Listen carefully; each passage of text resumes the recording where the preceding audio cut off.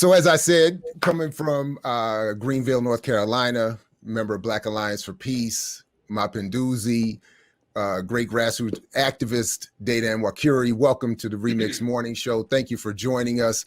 But I want to start here because among all the great work you do and all that you are being accused of and struggling with, I want to start with what was it like to go toe-to-toe with Roland Martin? Bubblehead himself, right? Oh, that was beautiful. First of all, thank y'all. Thank y'all for having me on the show. Like, a lot of time. So truly humbled to be a part of the show. Yeah, and that was a real emotional time. It really, I didn't have myself together where I really wanted to question the way I wanted to, because it was really an intense moment. A lot of the people locally were really upset with Roland Martin. They was upset with Ben Crump and some other forces that was out there that's constantly on TV but doesn't produce any kind of changes that we need to see on the ground. So what happened was Roland was introducing black city council members, like black elite in Elizabeth City, and not the people on the ground or who even stood lived beside our brother. And so the streets are the one that got upset and really confronted the whole situation that Roland had going on. And I was just the one that got caught on camera. Yeah, listen, no doubt, and forgive me, Petty J is on point this morning for sure. I couldn't help it. I even tracked down the people at Status Quo who shot the video. It was like, I need the footage. I want the whole joint, like what's going on. But seriously, more importantly, tell us the context of what was going on yesterday at the rally with the charges which relate to the incident that we were just talking about in a admittedly light way. But what happened in Greenville? What were you all struggling with? What are you all struggling with? And what are these charges that you're now facing? Well, these charges stem from the protests we had last year around George Floyd. And I have been charged with inciting a riot and destruction of government property. But I've really been a target for a while in my city because there's not a lot of black radical politics that come out of this portion of the South. So what has happened is they have used this opportunity to really try to, corner me or put me in a position where they feel as though I won't be in the street still organizing. But that don't stop anything.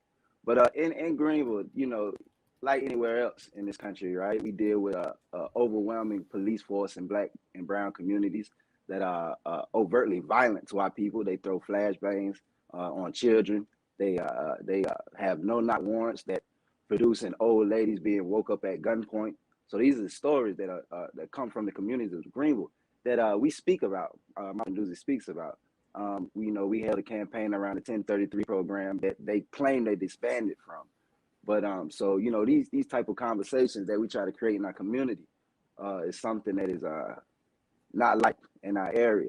So this is just an ongoing target. And I'm sorry, just for clarity, the 1033 program is the federal funding or transfer of military weaponry to the police. So I just wanted to make sure we're clear. Everybody's clear. Sorry, right, yeah, sorry for the interruption.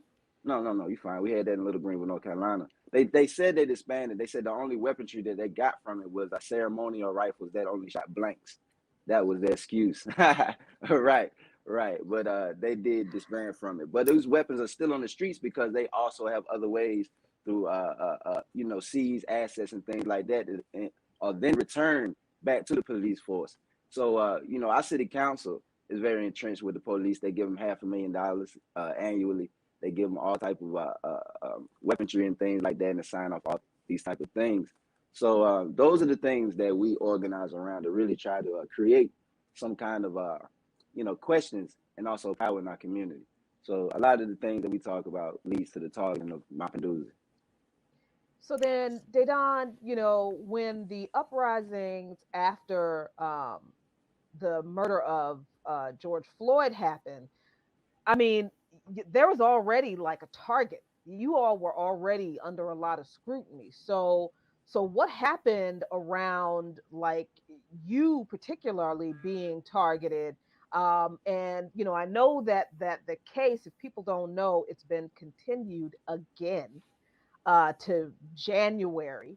But how did you come to be charged with these ridiculous charges? That's a good question. uh, from what they claim is there's some people. I was interviewed when I had to turn myself in eventually. I was interviewed by the feds, and they had pictures of looked like somebody was walking beside me the whole time in the crowd. That's how close these pictures was. But they were trying to say that I was giving people things to destroy property, or I was giving the call for people to do certain things. And then there's also this picture of me standing on a police car that they're trying to use to say that that was another call to destroy this police car. When actually there's a video of me trying to call the people around the idea of let's keep it moving, because I felt like it was a very intense situation.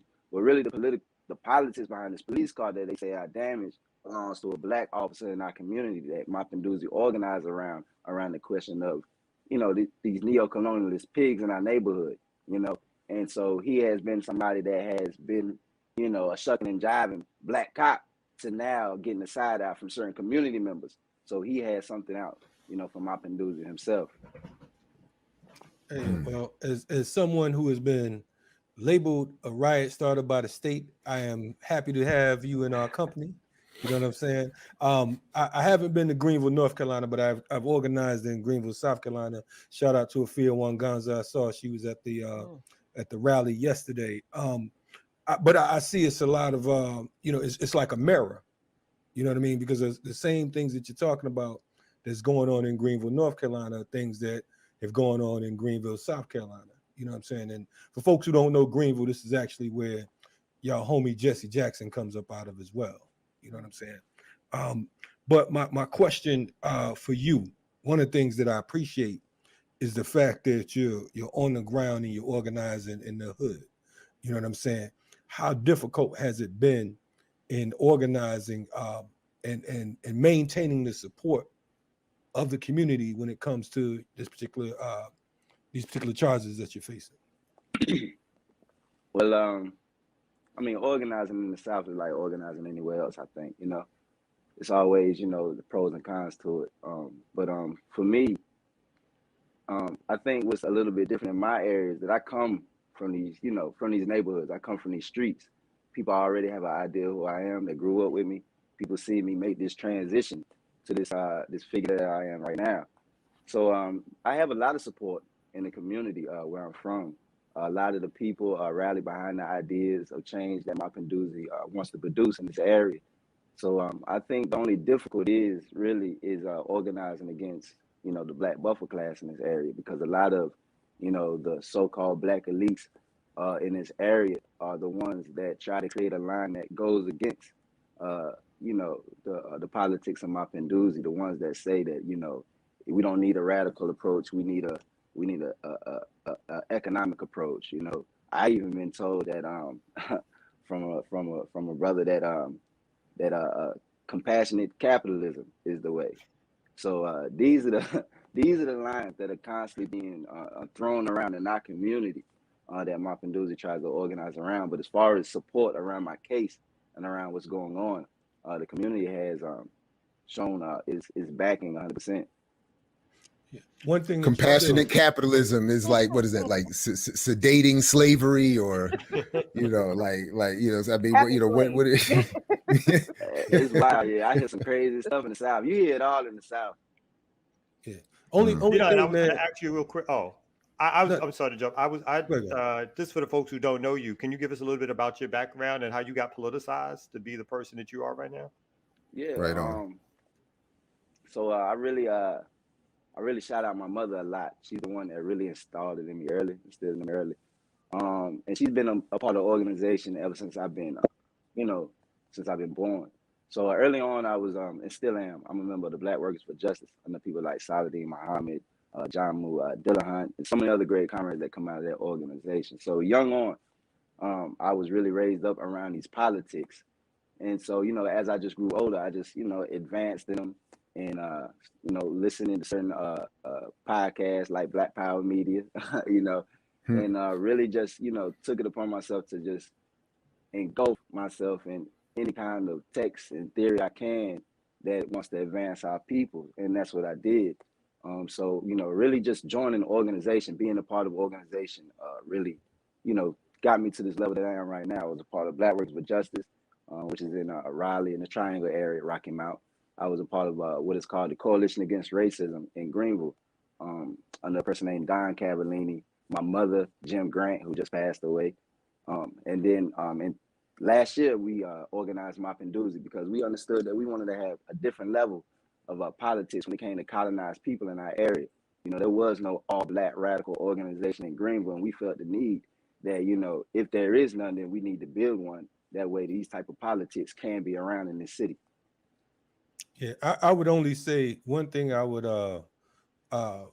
gently correct you on is just that I don't think organizing is the same all over the place. I think that folks like you and Afia in these small little colonies, you know what I'm saying?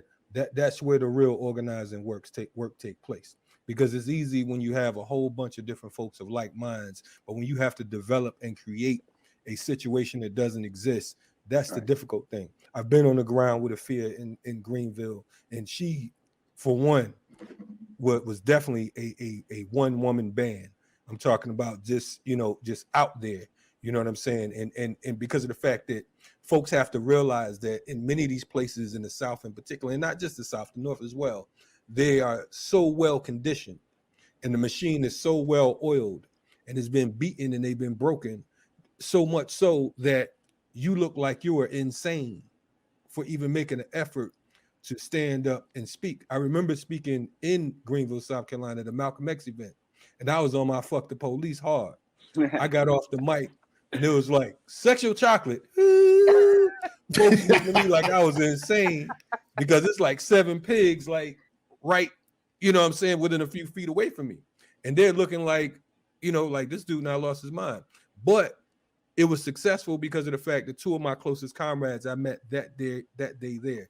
And Kamal, you met one of them, my brother Chose. We met in Greenville, South Carolina on Malcolm X Day in 2004. So I salute you for your work. I'm saying all that to say that if you get one is more than none.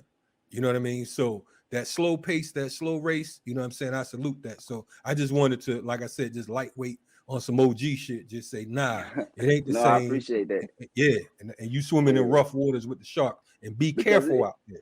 It is a reality because the South is so, I guess, you know, the traditionalism that goes in the South. When people think about organization, they think about the NAACP, they think about SNCC, SES, and things like that. And so it is very, like you said, difficult to speak to a certain level of politics in front of a crowd that come from the South, because they do shut down when they hear certain words when you say, you know, off the pigs, or just call the pigs, you know. But at the same time, I don't mean to cut you off, but at the same time, you had the Deacons come out of the South. You know, you're not, I don't know exactly the geography, but Monroe, North Carolina can't be that far. So, you know, Robert and Mabel in them, you know, I'm just saying, but I'm just saying, yeah, absolutely. Louisiana. So, I mean, like there are traditions that you are clearly coming out of that can be tapped back into as well. Right. So for every, anyway, sorry about that. My bad. All right, you on point. Yeah. Oh, yeah. Oh, I didn't mean to cut you off. Please continue. If I didn't, please finish your thought, Dedan. Oh yeah, no, I was saying, you know, we, you know, like again, we are trying to revive the Black radical tradition in the South or out organize, you know, the people that are so accustomed to just approaching it one way. Can I just ask one more time about this class question? Like when you talk about, you know, the role that, as you call it, you said, I think you said the Black neo-colonial elite or something to that effect. Could you just say, I don't know, I feel like, I don't know, maybe it's my own myopic look at the world at this point, but I feel like we have like a new level of heightened conflict class-wise within the struggle that doesn't get enough attention. Is there anything more you could say or share about the particulars in your experience in dealing with the class element in the Black community working against your efforts? Right. I was about to be harsh. I want to say a lot of people in my area don't even really understand the question of class. They just go along with the status quo and what they think it's supposed to happen. But you know, it's Did he freeze? Oh, I think he froze up a little bit. All right, hold on a second. But All definitely. right, let's give him a second to see if try to he can get him back reconnect. real quick. Yeah, Yeah, I definitely. was going to say, like, you know, that messing class with it. question. I mean, obviously, it's all over the place, but that's the class question that happens where people, unfortunately, naturally just think that these folks who are elected to these positions represent their interest. But they've, even if they come from those communities, but they've risen to this level where they are now only serving the interest of the economic elite, the police, and the status quo state. Those are the people that they serve the interest of, but they'll use that folksy language, get up into the community, and try to get people to not necessarily even understand that those class questions exist. So yeah. Mm-hmm. Mm-hmm. Yeah, Yeah, I think Dedan we got. is back. Yeah. Yeah. You still there? Can you hear us? Uh-oh. Maybe he can't hear us. I think we might not be able to. Can y'all hear me? Can you? We can hear you now. Yeah. They tried to Greenville you. Yeah, so this guy, he outside working on the internet around here. I don't know what he's doing. We know what he's working doing. on the internet. Mm-hmm. We know what he's doing. Guy working on the internet. We know. Shout out to our lovely federal surveillance. Appreciate y'all. Good morning. Yeah. Big fuck you for me. Also convenient. He's working on the internet today. Kalanji, I'm just trying to extend some Southern hospitality. You know what I'm saying? I am too. It was a term of endearment. But we were asking you about the class question, and I think you got cut off on the class question. You want to finish your answer on that? No, we have a huge contingent of Black people in this area in Greenville, North Carolina, that view liberation as as they view the liberating factor as economically, building wealth. You see, so you have people who are trying to start small, mom and pop businesses, which is, I get it because everybody has to eat, but at the same time, and now it's catering to the more white people that's in our area, because Greenville is going through a huge gentrification process where the Black community is growing smaller and smaller every day, because you have a hospital and you have ECU, which is a college, university that is buying up the land, buying up the property. So now you have a huge amount of Black people that's catering to that. You see what I'm saying? And now it is taking away from the Black community. So when you talk about, dual and contending power, then they bring up the question of, Black businesses or buying the block or starting a bank and things like this. So I think, the class question in Greenville is definitely not clear, and that's something that we try as much as start an educational program around. And we're starting off in the grassroots level because we understand that a lot of the things that we throw around for as far as slogan-wise, a lot of the people don't attach to right away. So it's like we just slowly building, so people understand that the only way to liberation is through resistance. Right. But what's going to happen is the state will help you along. That's one good thing about the state. The state will the contradictions will rise and they will continue because of the fact that they're arrogant with their shit. So through their arrogance alone, the people will learn. You know what I'm saying? They say people get involved through one of three ways: inspiration, aspiration, or desperation. Unfortunately, with us, it's always desperation. You know what I mean? In Greenville, North Carolina, definitely sounds like one of these great places where, they just go. I mean, I wouldn't even be surprised if you're in the middle of the courtroom and they'd be like, look, nigga, stop. You know what I'm saying? Because that's how they get down. You know what I mean? So, salute to you, man. Keep up this solid work. And, keep us posted, man, because of the fact that, Greenville, North Carolina is a hop skipping away. You know what I mean? Give us some notice. We'll join you. You know what I mean? Hey, yeah, absolutely. I appreciate Dedan Waciuri. No, man, absolutely. You got a home and support here at BPM is throughout the entire platform for sure. Shout out to my Penduzi and to you and to Black Alliance for Peace. And all the folks doing that good work. And we'll continue to be here to support you, man. Holla anytime you need to. Appreciate you, man. And definitely salute. No doubt.